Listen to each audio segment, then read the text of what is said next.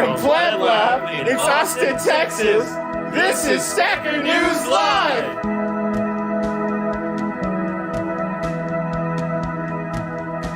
Hello, ladies and welcome back to another exciting episode of Stacker.News Live. My name's Keyan. It's too dark. I can't see. Yeah, I was like, I'm gonna wear shades, and it's just too dark. I literally could barely hit that button right now to swap it over. How was your week? Oh, I'm good. Yeah, it was great. I think it went pretty good as far as I could tell. Things happened. Yeah, no, I have nothing to report, unfortunately. Nothing exciting. How about you? How was your week? Oh man, dude, had a blast this week. It was a good time. Yeah, I saw you go off in the saloon yesterday. What's up with that? Dude, so we went. So I'm trying to think how much should I share. So we went to Emo's last night. We were watching Eve What 6. is It's a venue? venue. Yeah. Used venue. Yeah, and we were hanging out with my friends, and then well, what do you call it? Came too. I don't want to say who he is. He came, and then yeah. So like, we were gonna go home after the thing, but one of my best friends' like sister was like, do you want to go drink? And I was like, sure, let's go have, And then it turned into like a wild night. And then luckily, what's his name was there. And it was just like, it was just like, after a while, it was just like babysitting, like a younger sister. And it's just like, but like, I remember doing that because I have a younger sister. So I remember doing that for my sister when she would go out and I was like 22 or 23, 24. Remember that? Like, I don't know if you, but like for me, like I remember being that age and like hanging out with my sister and like her friends or like her husband, but brother-in-law back then. And like having not babysitter, but like having to make sure she's fine and all that stuff. But like I found myself in this weird situation last night where I was like, well, no, wait a minute. She's like an old woman. Like what is going on? So it was just a lot of that, dude. I was just like, anyway, so I had a rant. Ah, okay. That's what the rant was about. Yeah. It was just like, dude, I'm just like, because I've never had to do that for. Yeah, it was such a weird situation. It's always worth having something to talk about, though. So it's a story, or it's a lesson learned.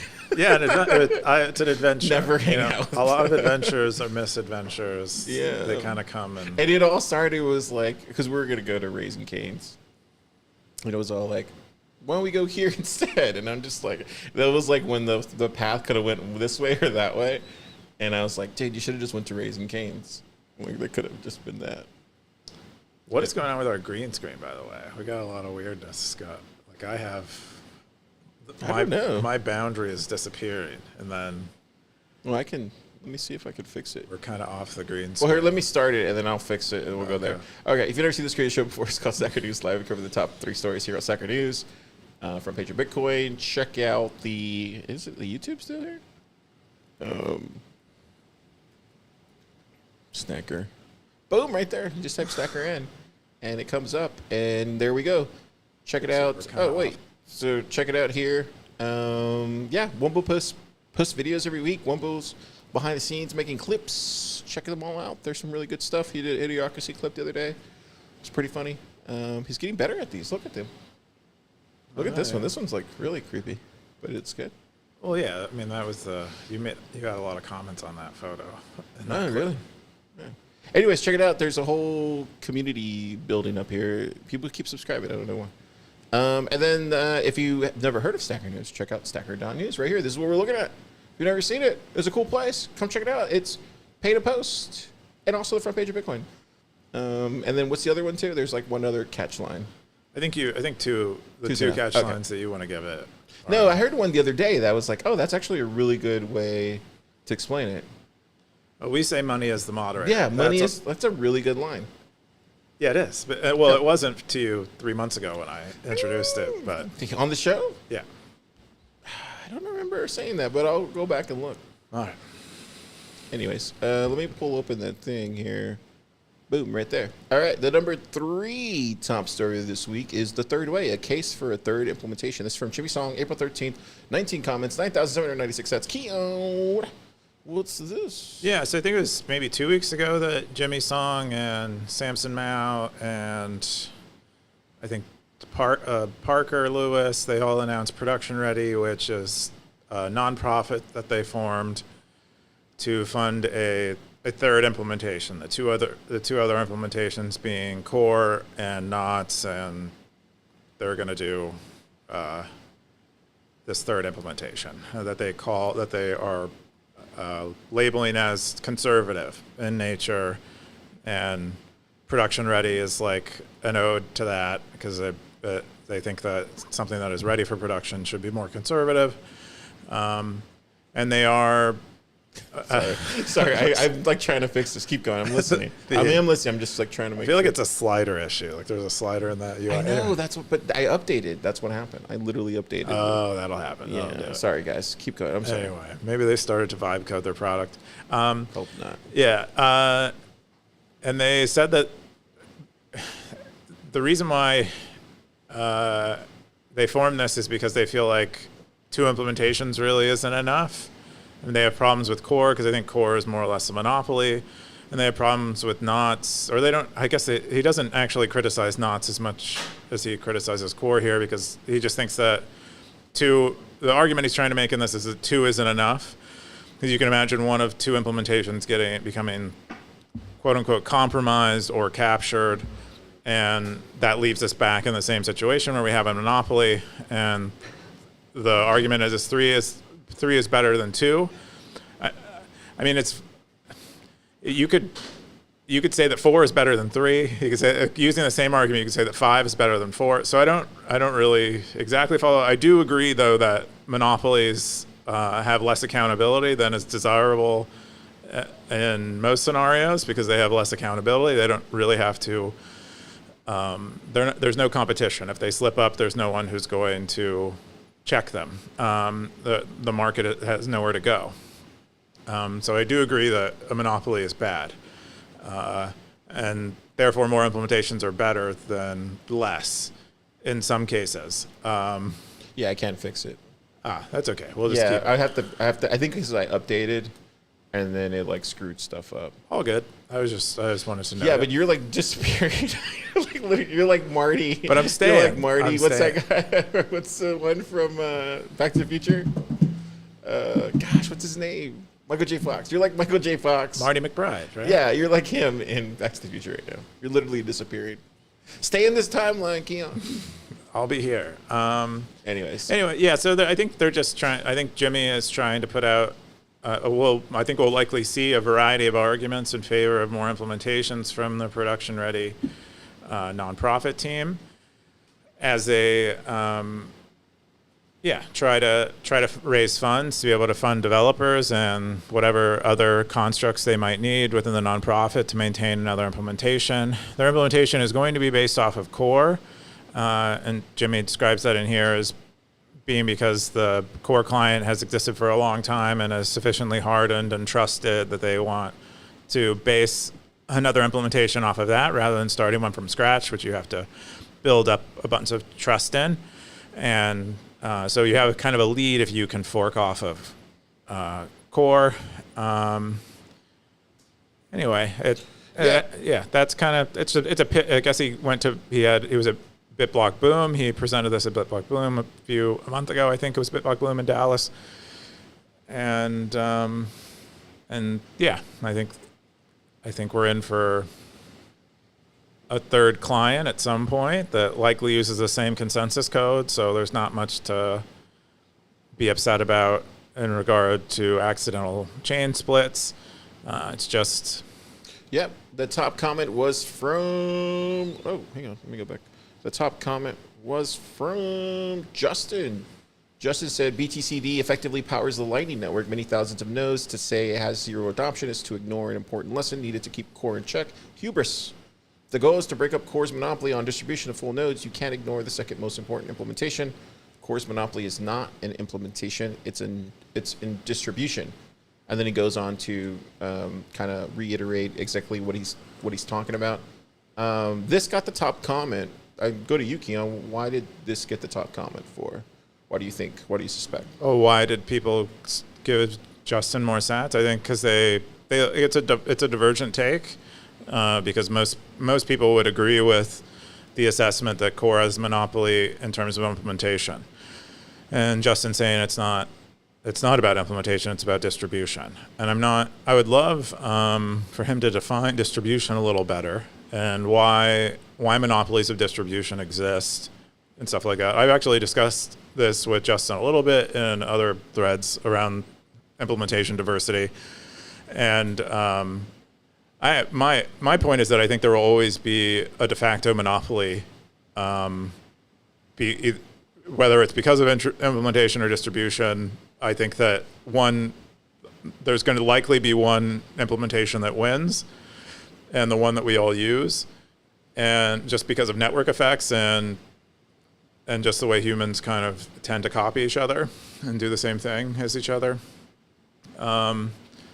So I'm actually kind of bearish on the notion that multiple implementations will have much of an impact. I think Justin's comment is perhaps a great example of that, is that we do have other implementations already, like complete rewrites that don't really see much adoption, and perhaps it is because of distribution. But I would rather than distribution, I would say network effect. That's what I would take him to mean when he says distribution. But I don't know. Then there's some other. The second most popular comment was from you again. What was that? What was this part? So here? I think Jimmy wrote an earlier version of this post, and I guess he had made a few errors in it that he wanted to correct before committing to it, and I attracted quite a few comments, and I just wanted to reshare those. So and then actually Jimmy came in there and started talking, right? What did he say here? Anything? Mostly said that he made the new version he made the new post because he made issues in the other one. He didn't delete that post because he didn't like the comments in it.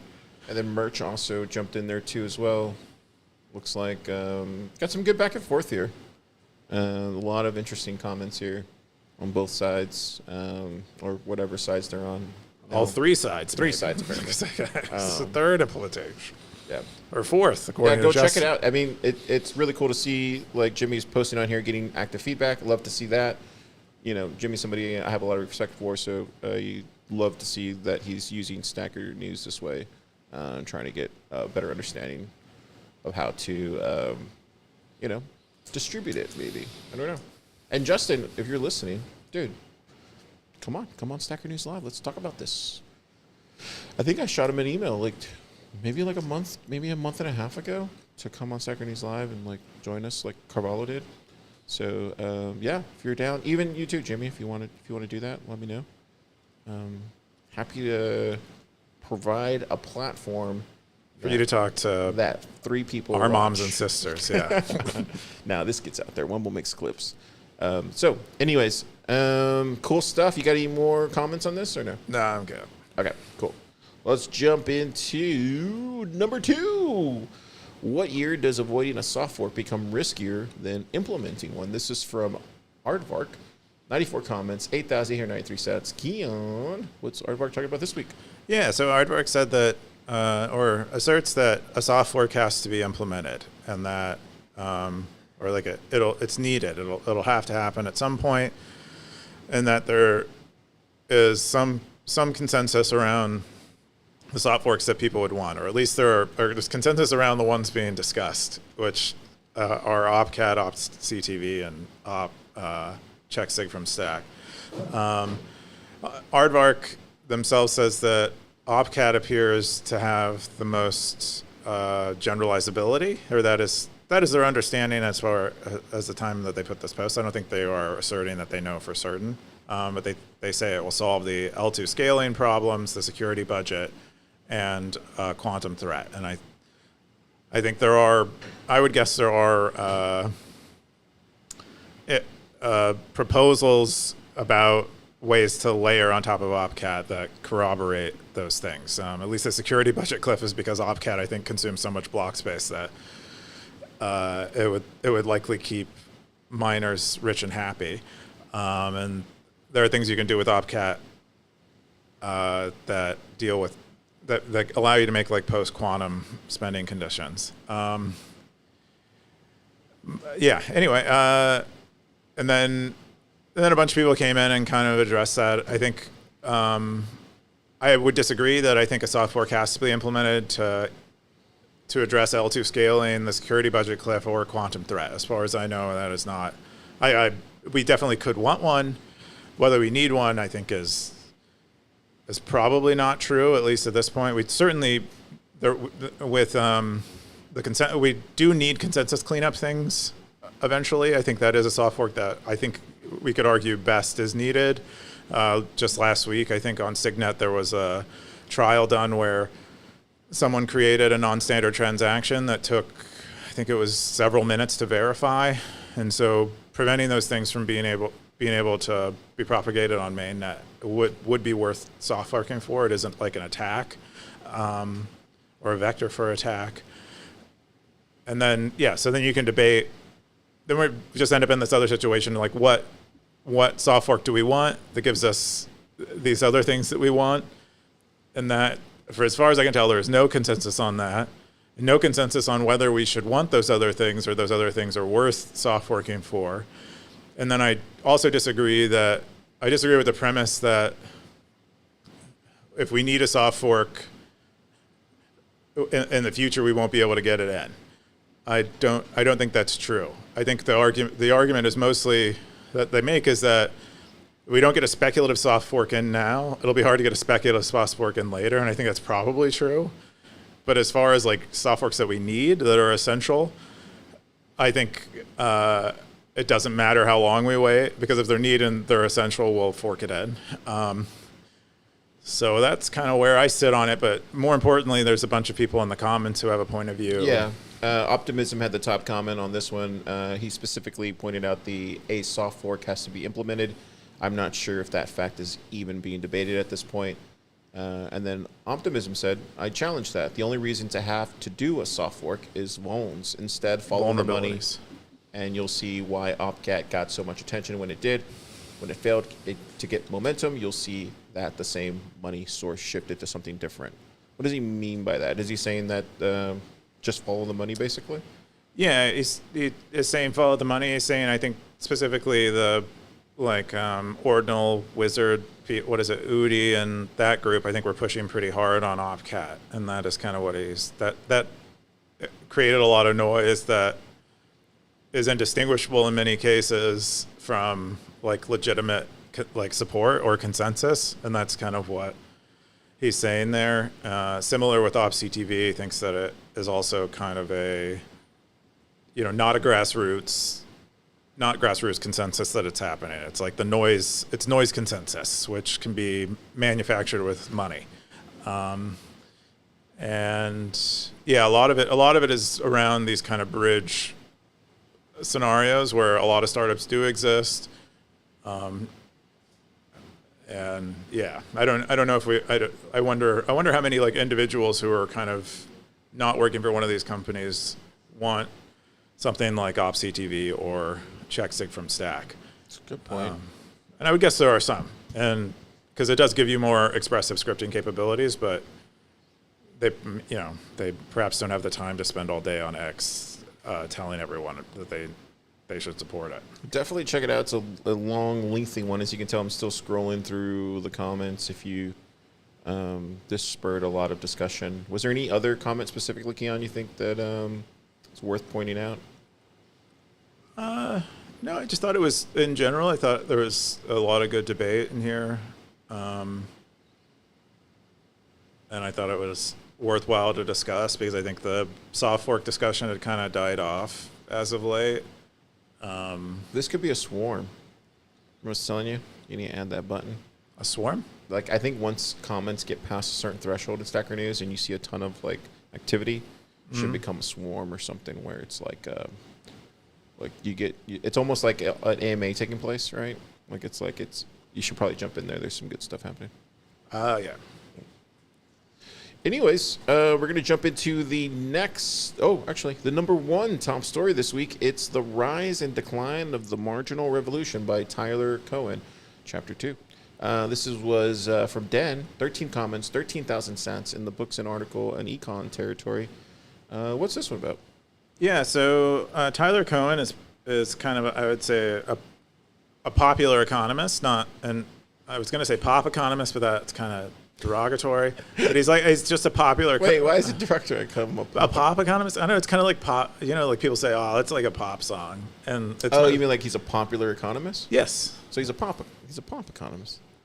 Well, yeah, but I mean that can either be good or bad. That can mean something can be popular because it's super good, or something can be popular because it's like so. But yeah, it's kind of so derivative, it's so familiar, and just like acceptable and kind of bland. It's a pop economist. Don't call him pop economist because like that's true though. You can also be original and be popular.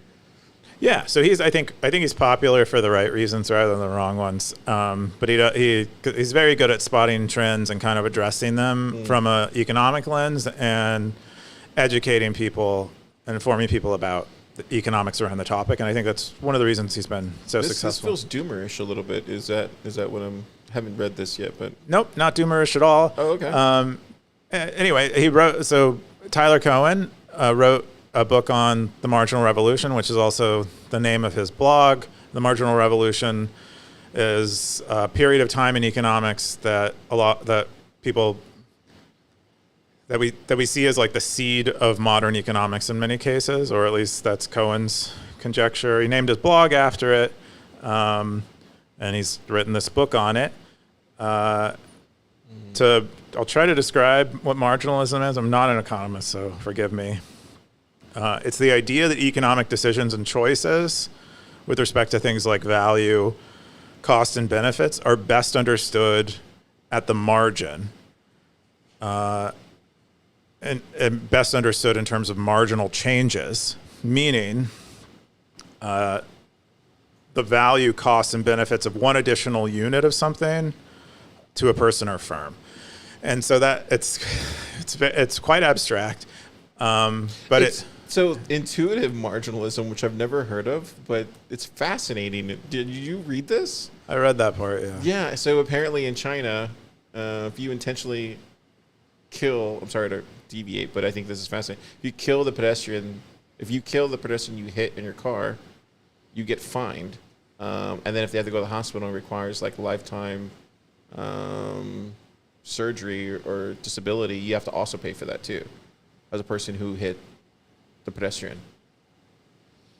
Wild. Yeah, so I guess in general they kill, like if they, rather than maim a pedestrian, they'll make sure that they kill them when they hit them, so that they don't have to pay the ongoing The other costs. thing though, like, do they still go to jail or no? Because like, I would guess it's mostly a fine thing. Wow. But here in America, we subsidize that. We just send them to jail, and then the taxpayers pay for everything, right? So I actually don't know. I don't know in either case very well. I just read that brief account in there. That's fascinating. Yeah, it is. Intuitive marginalism. Interesting. Yeah, in that first. This is the first chapter that you're in now. He covers several views of marginalism and how it's like kind of an ambiguous term. In economics, it means something fairly specific. So here's even another. Yeah, I'm gonna read this. This is crazy. I feel like these are nuggets that I've never heard spoken, and I'm reading it. Okay, I'm sorry. It's just like, what? Yeah, this is a good find, Ted. Really good find. Well, popular find, I guess. Yeah, it's a good. Anyway, I guess before the marginal revolution, like economists were primarily focused on aggregates or like the overall output of production, and didn't really go down to the individual really hard. That's the general gist of the book, is explaining the marginal revolution. The second chapter that Den covers here is about Jevon, because Jevon, I guess, is the one who popularized marginalism within economists, or that's Cowan views Jevon as being like the strand of marginalism that still exists in economists, or like in economics that gave birth to like the current state of economics. And we know Jevon because we've covered Jevon's paradox before, which is that when the use of a good becomes more efficient, it becomes used more rather than used less, because that's the paradox. Is you would think that. So yeah. Gosh. What? How far do I want to? I don't know if I fully believe. Well, I guess it's not even about belief. I don't know if I fully grok that to make a comment, but something sounds off a little bit. About what? This framing that he's using, I guess, around here with Jevons paradox, and it's okay. Keep going. Yeah. I might have some thoughts later. Yeah. In general, the marginal revolution is just about. Well, just this specific part. I think the other thing. I mean, either way, it's fascinating. I mean, you're not seeing this stuff on Twitter, right? Yeah, it's just not. It's just a way of thinking about economics that I think is helpful. Rather, it's less about. It's more true. You end up closer to facts when you think about things at the margin rather than. So thinking about that's them where as maybe that's the part that irks me a little bit, because there's there is such things as a. I mean, you're seeing it right now in AI, right? Where you have OpenAI, they have the chips, then they have the data centers, and it goes all the way down. It's like a vertical distribution, right? We were just talking about distribution a while ago, but they have vertical distribution, and there's 3 big AI companies that have vertical distribution like that. So that's where when I look at this, for me, it just appears a little bit. I understand it's from an economics lens, but I don't necessarily think they take into account how markets work. Dare I say? I would love to hear what what do you call it's going to say on discipline, but. Yeah, I mean, they talk a little bit about AI in here. I mean, I think that might have been what motivated Keyan to write the book. He actually made the book, or he fed the book into, I think, Claude. And Claude is I think on his website, you can interact with Claude as a companion to the book. But he talks about chips in here, because one of the things that people talk about with regard to NVIDIA and a lot of these chip companies is that the moment there's a breakthrough in AI where we can make more efficient use of AI chips, then those companies are going to lose value. And using Javon's reasoning, you could say that, well, if we were just making more efficient use of chips, we're going to use even more chips than we ever had before, not less. And so I think that. So that's where I think the thing for me doesn't track, basically. I understand what he's saying, and I believe he believes it's true. It just doesn't track, because if you we were just looking at Raspberry Pis earlier. And apparently we bought some for $80 for 2 of them, Raspberry Pi 5s, and now they're double. They're literally double. So I actually think it goes the opposite way, or it seems to be going the opposite way. If you just look at that's one particular thing in a little small thing. But what I'm trying to say is it actually might go the opposite way. This is where I don't know if they take into account markets and how they work. I don't know. But I haven't read this book. I want to read it now. So.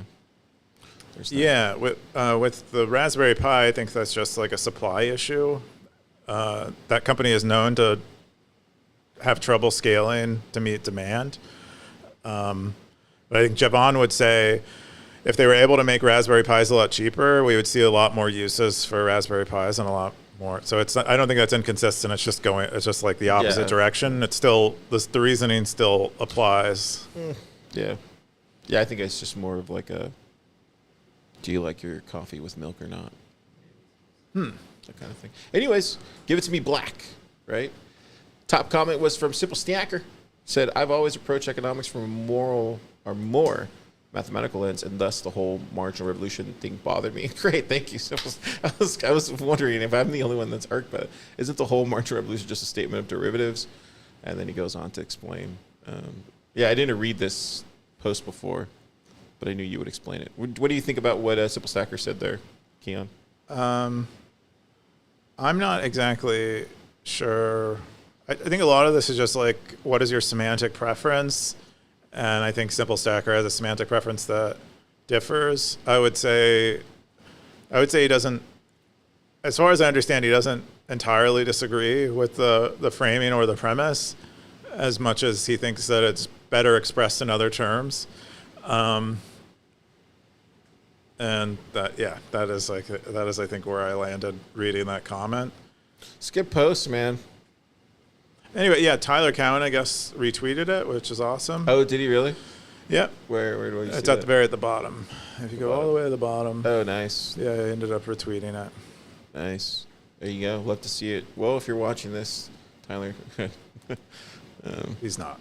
Okay, good. He has way better things to do. He's also just like a word Busy guy. person. Yeah. Yeah. Cool stuff, man.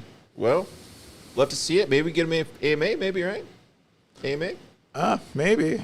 I don't know. That'd be cool. I'm definitely going to... This is some night reading for me right here. Definitely going to check it out. I love how he put the whole book online.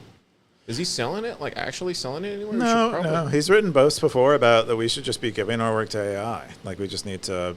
You actually want to be writing for AI. I know The Basecamp Kevin people, Kelly wrote about that. Basecamp people do this too. 37 signals. Oh, yeah. A lot of people do that. It's actually not like a bad idea.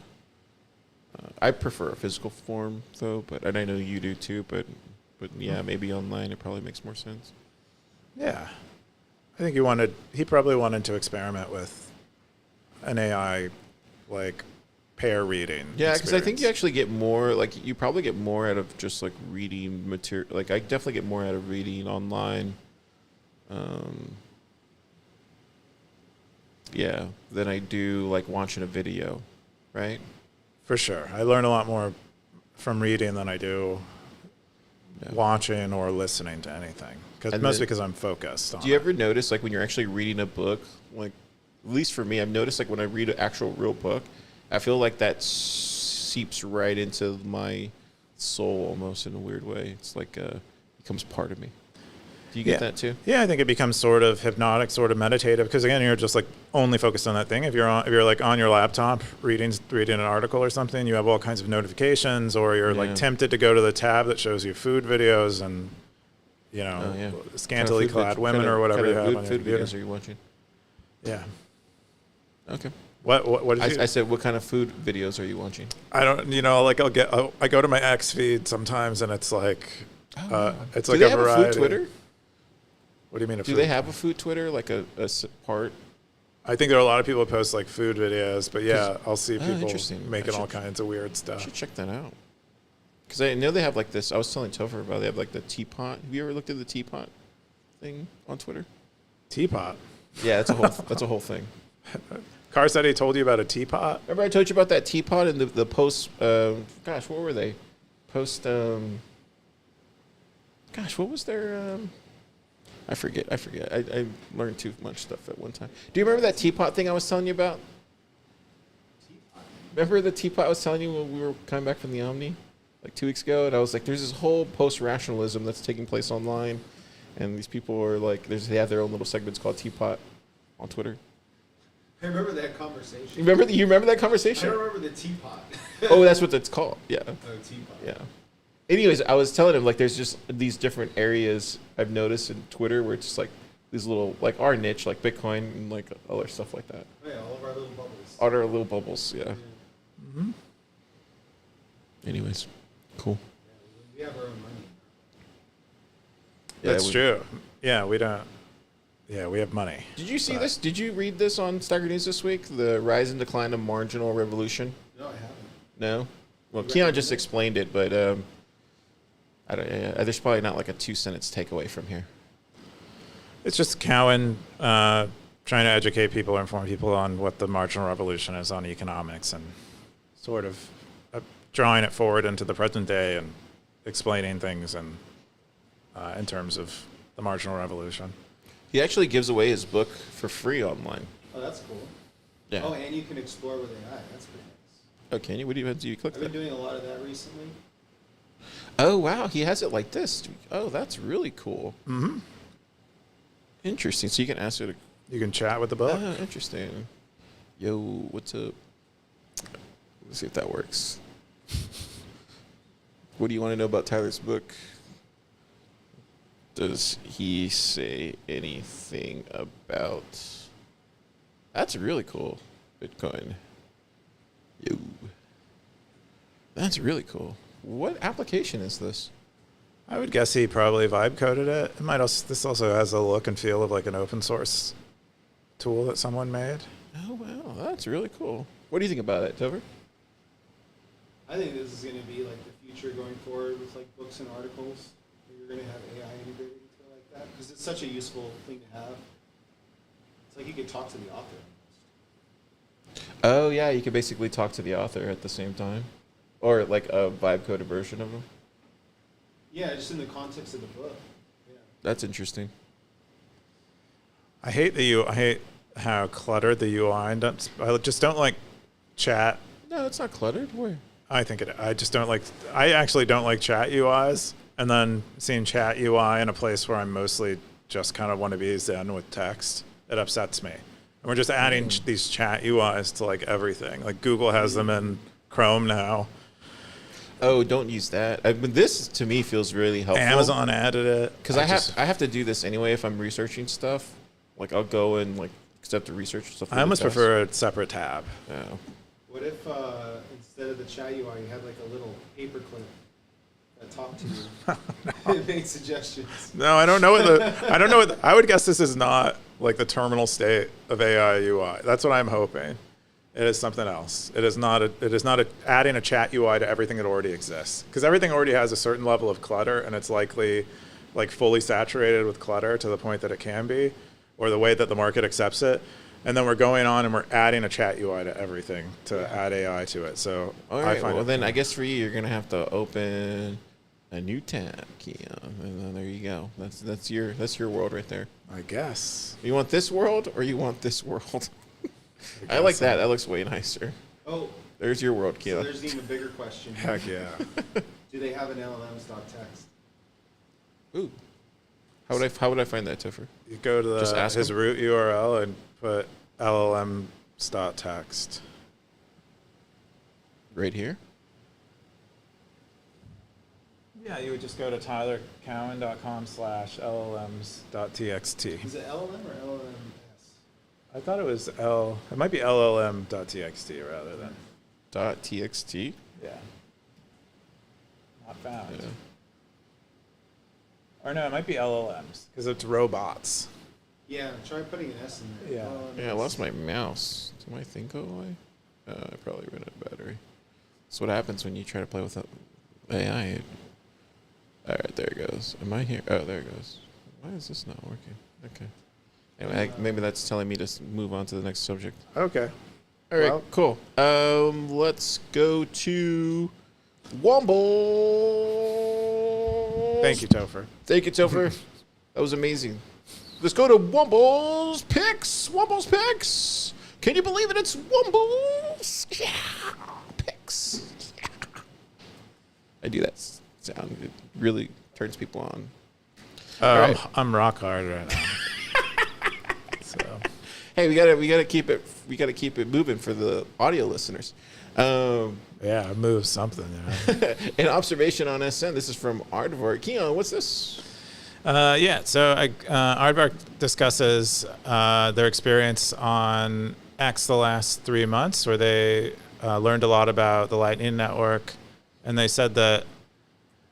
I think he says independently that X is kind of full of crap and maybe people who are less knowledgeable about things, and then he separates that from his experience on X being good because he felt like he could be less knowledgeable and there was less assumed knowledge on X. I think those two are like the same thing. I think those two are compatible. What you found on X was a lot of other people who were at your knowledge level with regard to the Lightning Network. And so you had peers attempting to learn and explain Lightning with. And he was saying that when he's on Stacker.News, he feels like when he says things that are maybe not exactly accurate, he feels like there are people who, rather than they have like low empathy or low sympathy for that because they're like further on in their journey. And I think that is definitely true.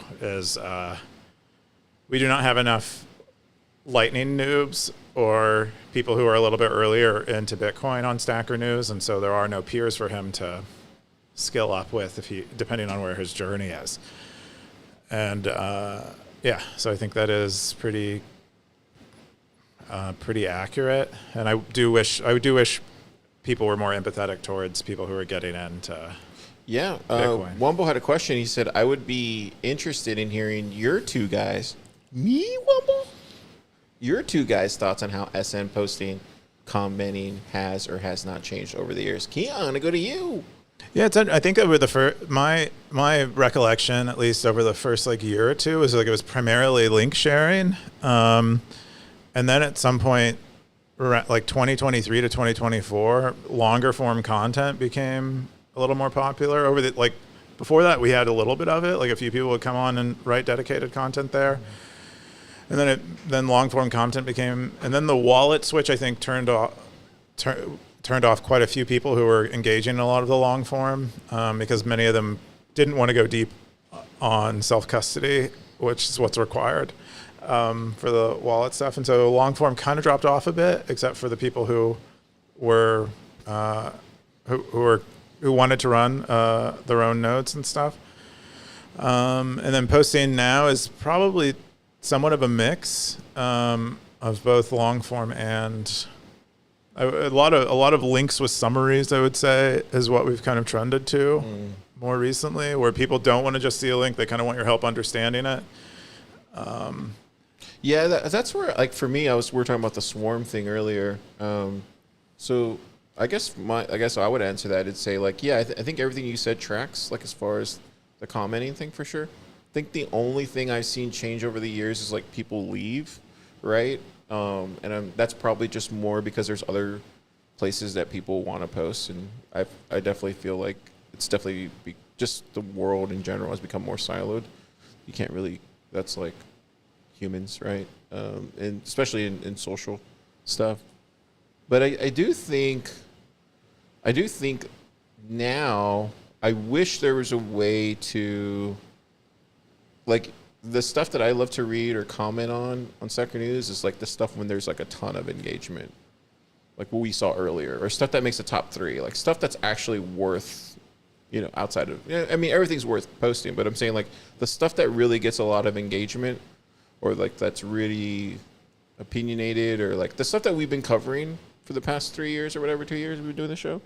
I feel like it would be cool to see that stuff show up on the feed and everything there, because I feel like there's some really good, like this whole Den post, I didn't even see that. Like it was on the front page for like 3 days. Oh, was it? Okay. Yeah. But like, yeah, stuff like that where it's like I saw the Jimmy one because I recognized Jimmy's name, stuff like that. But I feel like there's just like some things where, yeah. And then also too, I think the other thing, just like the comments in general over the years, we're in a bear market now, so it's definitely gotten more like heated sometimes. I mean, Stacker.News is a good place to rant, right?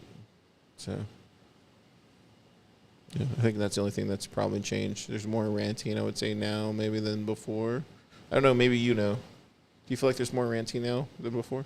More ranting? I don't know. I definitely think there's more. Like ranting in the comments, you mean?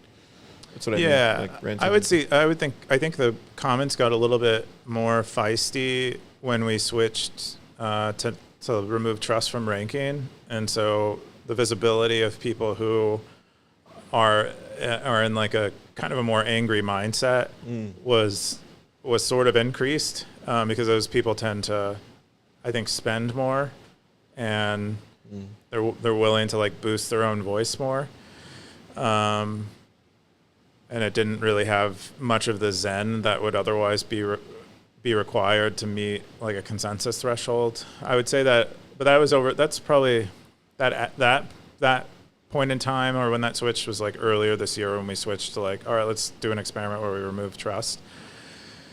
And yeah, I think the saloon to me feels like the best thing that happened to Stacker.News during that time, Wumble. So like when we first started, there wasn't a saloon. I remember when I first started, there wasn't a saloon, and then there became a saloon. I think that's when it became part of my morning routine, was the saloon, going to the saloon anytime, and then checking stuff out or commenting or whatever. So I feel like that's the only thing I think that has evolved for the better, is the saloon talk. Relatively, I feel like it's always been good. Outside of that, yeah, obviously there's a couple like people that should be like kind of what Scoresby was saying last week, like wanted posters or whatever, or maybe I was saying that, but we should definitely have like there's a lot of outlaws on Stacker.News, so you definitely have to use that mute button at some point. But other than that, I feel like it's fine. I mean, it's going in a direction. A lot of the stuff is still experimenting. Yeah, so I don't know. What do you think? We definitely just do a bunch of weird stuff and we experiment a lot. And for better or worse, we're just trying to figure out if there's new ways to do things. And Swarm. I don't know I still don't know what you mean by that, but you said that word earlier. I think you just like the word. I like the word swarm. Yeah, I know. Anyway, good question, Wumbo. Good question. That's Wumbo's picks. Yeah. We're gonna go into the AI stuff. So I actually wrote this one this week. It's called the next frontier of AI will be distributed compute. And so yeah, I used it. I used open agents a lot this week because we were in the process of raising and all that kind of stuff. And there's like this, I don't know, man. Having spent some time on this and like looking at it, like this is the vertical integration I was talking about earlier. Wait, so it's yellow on this one, but it's green on this one. I think I might have something. Oh yeah, the colors might be off. I need to look into that. Anyway, check it out. I thought it was a really interesting piece. A lot of what's out there is stranded compute, just from what I could gather. The other interesting thing, and I think this will probably interest the people that are on Nostr that watch this. So there is actually a really interesting thing that I sourced here down the bottom. Where's that? Yeah, this one. So there's something called Fedster that was researched, and they talk about this decentralized marketplace. So that's also worth reading too if you really want to get into more of how open agents is going to work. And there's some other sources that I cite too as well, but I think what they're building behind the scenes is really, really fascinating. And I think the more and more I spend time talking to Christopher and then talking to the other guys on the team, I'm realizing that this is probably achievable. Anyways, check it out.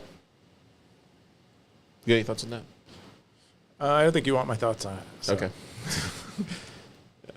It's mostly the title is like, I don't like when people say that. Okay. Say things. You got to get people to click on it. It's true. Yeah, Yeah. I don't like titles like that. The next one I want to bring up with this one called "Any Sufficiently Advanced Technology is Indistinguishable from Magic AI Style." This is from another one from Den. So he posted this one. I thought that was really fascinating. So I have the link here. Let me go back because they use the archive one. Let's see if it runs. There it goes. Can AI be a child of God? Inside Anthropic's meeting with Christian leaders. So apparently Anthropic met with Christian leaders, and by doing so, here. Let me go back to his thing because he actually has it all sufficiently laid out for me. So yeah, they went into how Anthropic staff sought advice on how to steer Claude's moral and spiritual development as a chatbot reacts to complex and unpredictable ethical queries. The wide-ranging discussions also covered how the chatbot should respond to users who are grieving loved ones and whether Claude could be considered a child of God. Keyan, I go to you. What do you think about Anthropic now talking to the Christian community to help them with their chatbot? I think it's interesting. It seems like Anthropic's point of view is that they're kind of going to talk to everyone and try to assimilate.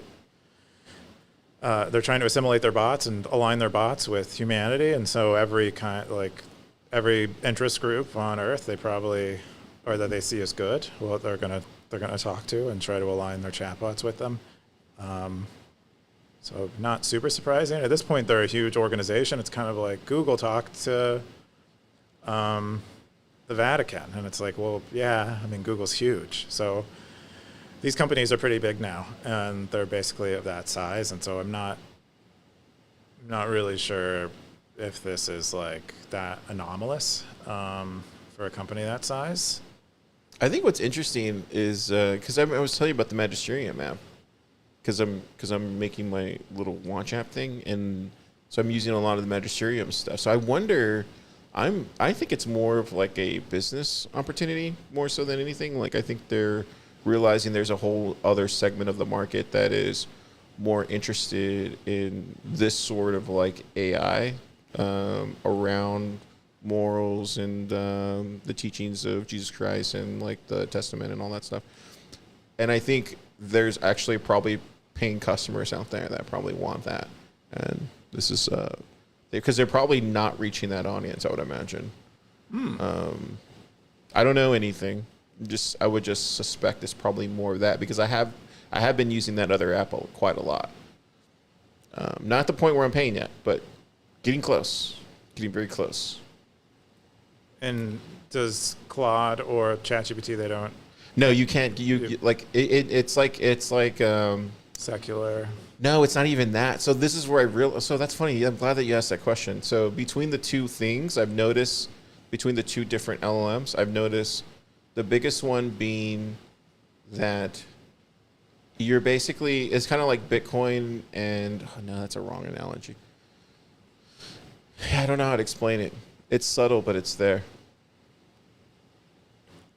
But I think a lot of it has to do with a lot of the canon and what they're bringing into those particular LLMs. So maybe they're starting that as their baseline, basically. I don't know how you make an LLM, but I would imagine that's their baseline. I don't know how they're doing it, but it's pretty fascinating. And you're starting to see, because I know in here in the article, or maybe Dan mentioned it, or maybe it was in the comments. Yeah, no, Simple Stacker actually mentioned it here. He said, I have no idea what Anthropic's motives are, but everyone is chasing clown trying to use AI to do it. Even within Christian circles, he said, he goes right here, there are many people vying to position themselves as thought leaders regarding theology and AI. Yeah. So I think I think you're already seeing that. I think that's why I was telling you about the magisterium stuff is like, I think that's already happened. And they're slowly, I think Simple Stacker basically got it right there. I think there's just a lot of people that they're not going to be able to tap into. Same with OpenAI. Personally, that's what I think. I could be wrong. But Simple Stacker seems to somewhat agree. Maybe you can tell me, Simple Stacker. Yeah. Anyways, thought that was a really good post. You have any thoughts or no? No more. No more? Okay, cool. Let's jump in. So that was the two AI stuff that we had this week. The other one, Keyan didn't have any posts. No, but I was got caught up in discussions. Yeah, let's go into this one here. So I thought this was in the top 3 when I saw it earlier, but it's called "You Can Now Withdraw Euros from Your Lightning Node to Your bank account in seconds." This is from Prash Thick, 10,000 sats, 17 comments. So he shared a video here. Hello everyone. There he goes right there. Can you see him? Oh yeah. I wanted to quickly show a demo video of how you can liquidate sats from your Lightning node and get euros into your bank account. Recently, the team has added a support. So yeah, he for goes into about 1 minute. created a That's where connection he shows the connection to it. He's links using my Cake Lightning Wallet address there. directly into my Estonian People on the bank podcast can account. hear. This is my IBAN Yeah. from Swedbank. And this Lightning Then it goes address is there. directly linked to the euros And it goes back to from Thunderhub, I our, believe. Lightning node lands here. It will be much more than that. Let's see if I can get back to Thunderhub. Yeah, right there. Get euros, sats from your Lightning node directly converted to euros into any of your local bank using Bring and Connect. There you go. You can get your connections. Solid today. here first. Kia, what do you think about this? He says it's seamless. I don't know if it's seamless. I don't know if we. I don't see the link here though. I think it's 2 minutes of a video. The video is discussing the seam in 2 minutes. Just maybe not a very big seam. I don't know what the point of it is, I guess. I don't know what the point, why someone would want to do that. Okay. I don't know why. I'm not converting the Bitcoin that I received to fiat when I receive it. So I don't. So yeah, don't get it. people in the comments also express your same thing. So, anyways, I thought it was really neat. Prash, can you drop a link next time so we can take a look at it? Cool stuff. Anyways, we'll go on to the next one. And this one's your post, Keyan. Killing Satoshi is a BSV movie with Casey Affleck starring as K. Wright. I feel like we covered this last week, but I wanted to recover it. And yeah. Oh, wow. They put Thriller and then put Bitcoin there? Oh, wow. It's because I have all the Thriller SEO, back on, baby. yeah. Anyways, yeah. What do you think now? Do you take it back? Are you not looking forward to this? I'm not. I will not go out of my way to watch this movie now unless something. I'm hoping that it's like a Don Quixote situation, except there is no like rise, or there's no. The illusion stays, or the delusion stays the delusion, and it never becomes a reality like in Don Quixote. And I just hope that's the way they take it. That they treat Craig Wright the way he deserves to be treated.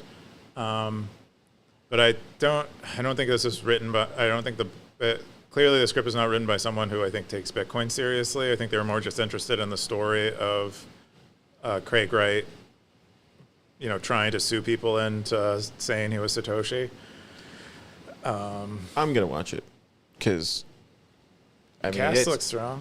Yeah, the cast looks strong. So I'm definitely gonna watch it because like Casey Affleck, I think he makes really good, interesting movies. He's just terrible for Bitcoin. I don't know yet. We don't know yet. I mean, because it could go one of two ways, right? Like you said, it could go this way or this way. But at the end, if the movie it's kind of like, remember The Social Network, the movie The Social Network, and I remember hearing the thing about that. I remember thinking like, oh, that's gonna be a stupid movie. I remember thinking that as a kid, and then when it got released, Fincher actually did something really interesting with it. And it actually made Facebook like really, really popular. So it would be cool if it becomes something that like actually makes Bitcoin really, really more popular, is because it's like, oh, this guy tried to like, if it really is about that story you're talking about, and it's like he like tried to kill Bitcoin and he couldn't. So I don't know. I'm open to seeing what it's about, but yeah, thought that was interesting.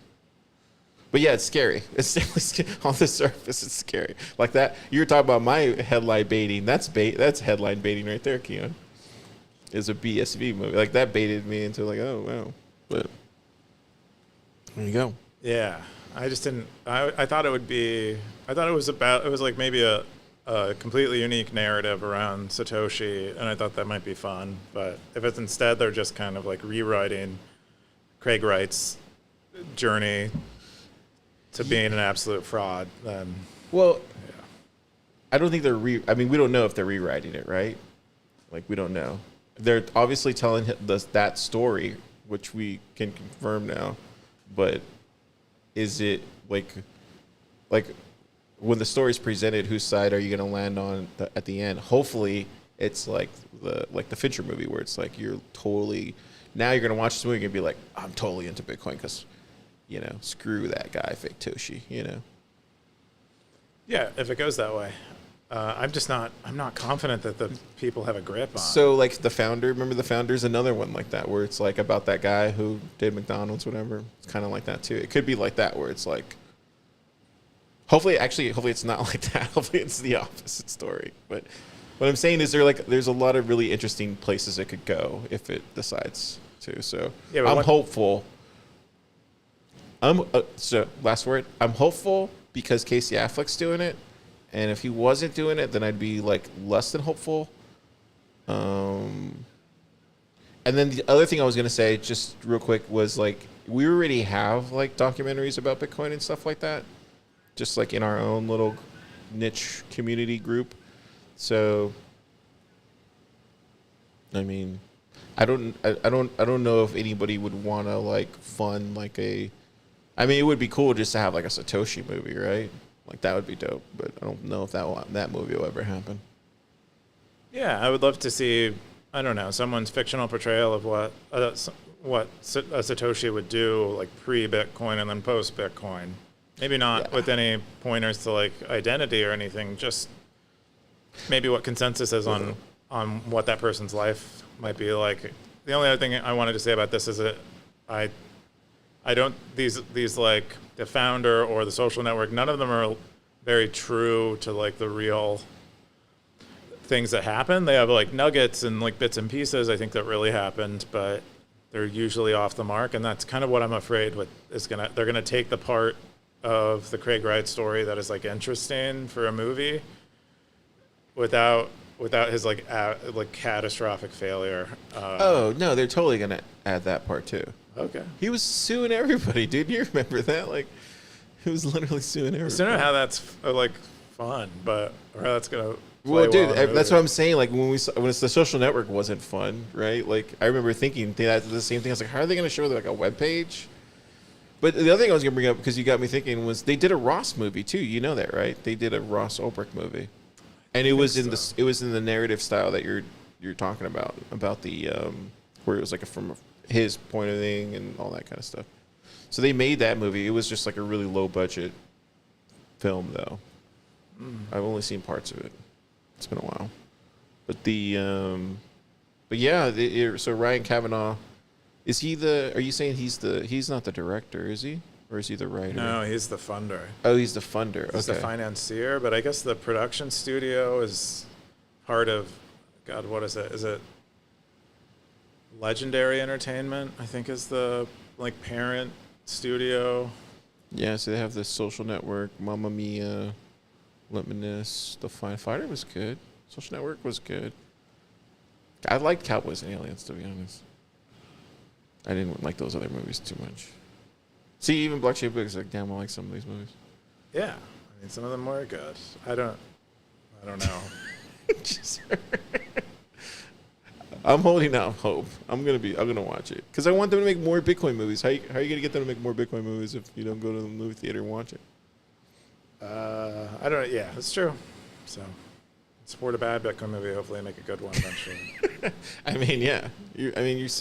You spend money on Transformers or whatever to watch movies, and might as well spend something. All right, so that's all my post. We're gonna jump into some meta real quick. You had this one. So Unboiled did an AMA, living on Bitcoin and Sats inflation with what's Unboiled. Did you read through this, Keyan? I read through some of it on the day that it was happening. Yeah, he had some really good questions, or he had some really good ones. I asked him about tacos. Where's the taco one? This was the most important question here. Trying to find it. Yeah, what is your favorite taco and or family meal to eat with others? He said, good question. My taco exposure is limited as we don't spend much time in taco countries. Gosh, dude, imagine that. Gosh. Yeah, I think they're like on the other side of the world. No, dude. We need to get you Most some of the time. tacos. Let me know an address. We'll ship some.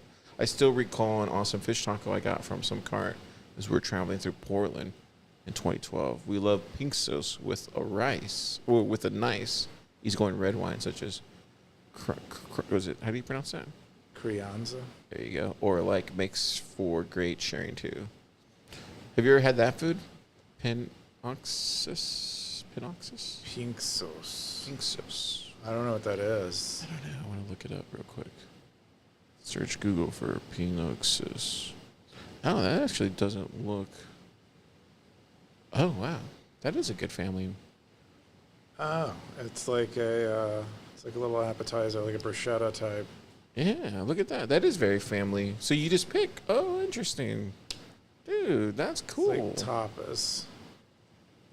Apparently, it's called this thing. Oh, look at that. It's like sushi bread, right? Sushi bread. I No, mean, I look think at it's that. like real bread. I think it's like normal bread. No, I'm saying yeah. It's like you replace the rice with like that. I don't know. That's the only thing I can equate it to. I mean, look at that. That looks delicious. Anyways, good stuff. What did you ask him? What's your favorite book? Or no, what's your non-Bitcoin thing about South Africa? Yeah, and he said his favorite thing about South Africa was the people, because they're awesome. People are awesome everywhere, and so that's always nice. And then I said his least favorite was the bureaucracy there, just like how much kind of government and weird stuff happens around education and things, which also seems to be a constant nearly everywhere. So Yeah. there's no escape That's from good. super great people and machines of people that are terrible. Yeah, I asked him what is the hardest thing for you to accomplish with the Lightning Network? He said the self-custody Lightning without us being in a fixed location.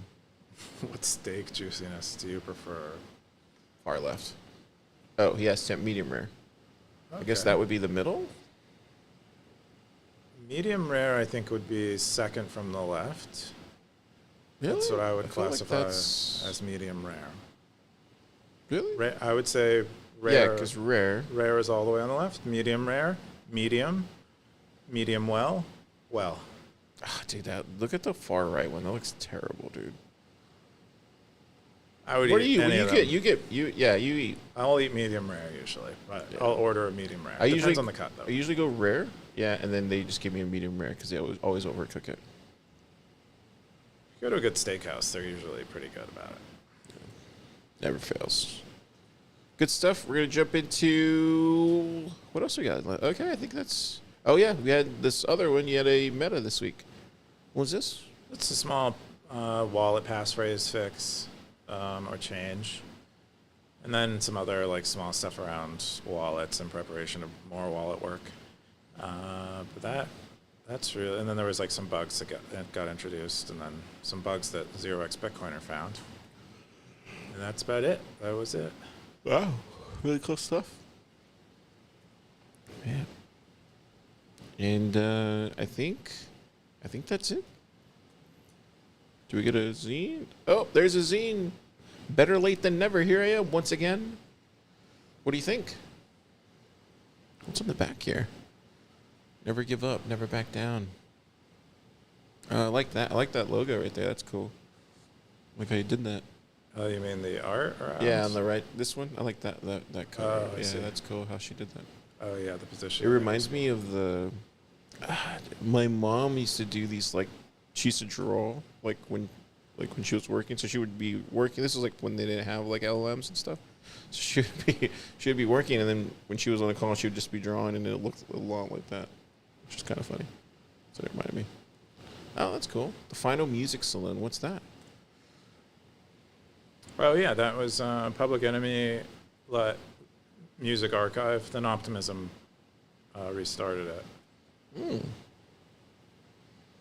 Cool stuff. Check out the zine. Check out the zine. Read it on the web or purchase it in print. Check out the zine. Check out the zine. Read it on the web or purchase in print. That's going to be my thing now. You got to pump those numbers, stackers. Read it on the web or purchase on print. That's the zine this week. And then got comments. Or actually, let's go into the Top Cowboys, baby. Top Cowboys, get it on up. Keyan, put on your hat. Oh my god.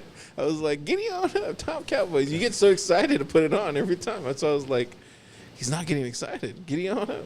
Wait, where is it at? Oh, there it goes, right there. I thought you removed it. Oh, there you go. Look at this. Wow, look at no change. Yeah. Wow. Look at all this. Look at all this. It's unchanged. This is all happening in front of us. Can you believe it? The Cowboys are riding. How should I say it? Riding. Yeah.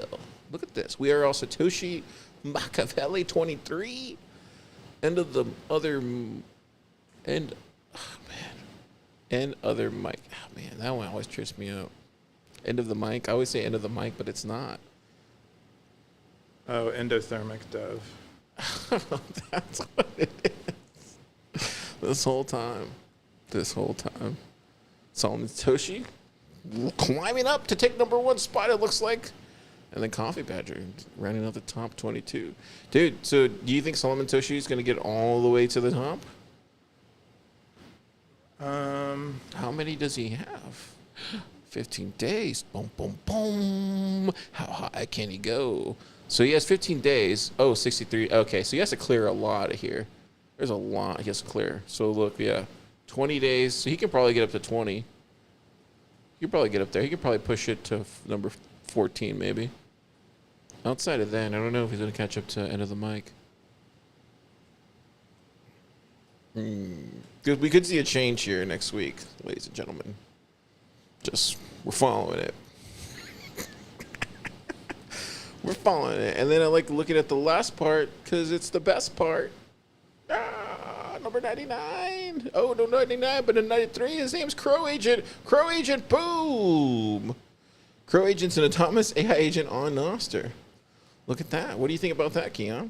An AI agent on Noster at number 93 Well, on Top Cowboy. I mean, he's also on Stacker.News, I guess. But yeah, I think he might. I don't know why he's here. He said the agentic wave is here. Get ready. That's what he said. Zap him. Boom, do it. Keyan, your face right now. You're just like, car. Let's just go. Ever since you guys were like, this segment sucks, let's remove it, and then Oh, dude, this and now you guys segment's try to jazz it back up, and I'm just like, no, I've already conceded. Oh, dude, this is a good segment. Nope, you guys killed it. Oh, wow. For me, you did. I mean, because wow. I was willing Oh. I was willing to put up with the fun of like this segment is kind of lame and boring. But I actually enjoy it. We try to excite ourselves about it, and then both you and Jana one day were just like, "Nope, this segment sucks. Let's replace it." Oh, And when I was like, gosh. "Oh wait," and now you guys Well, want to go the other way with you know, it. Stackers- Make up your fucking minds. Stackers, if you're listening to this, should we keep this segment or just replace it with another Wumble segment? Let us know. This thing's ever evolving. Darth Coin, want to hear from you, buddy. You let me know if we should remove the Top Cowboys. Because Darth's never in here, is he? I think he might be hiding. Oh, he's hiding. Oh, wow. Or he's is right he now. number one? He's probably working on a Citadel right now. Oh, yeah, that's right. He's waiting for the spring, he said. Okay, or the summer. So, you people, let me know. Undisciplined, let me know. Gray Ruby, let us know. Blockchain Book, you listen. Should we get rid of the Top Cowboys? Keyan wants to get rid of it now. So, I mean, I'm happy to keep playing this game. I mean, dude, we've seen a lot. We've seen a lot happen on. Like you say, there hasn't been a lot of change, but to be honest, us no longer liking this segment is a lot of change. But I actually think that has actually made it a better segment, to be honest. And then the other thing I'll say is like even like the Top Cowboys have changed over time. there certainly is change over a long period. The Solomon Satoshi thing is kind of what I'm looking at now. This is the most interesting thing that we've seen. So there is changes, but Solomon Satoshi climbing up. He could be in the top 10 by the time we get to the end of this year. And I'm not being sarcastic. I don't think you are. I'm saying like this segment could get really interesting really fast. I don't Tune think in next week to see if he makes the jump to number 14. Boom! That's how you do it. Okay. Keyan's not amused anymore. I'm going to move on. Where's my thing at? I can't find it. New? There it goes. Under new. I went to top. We're going to jump into the comments. Undisciplined said, it seemed like we were trending more towards Demolition Man for a while. What was he talking about, Keyan?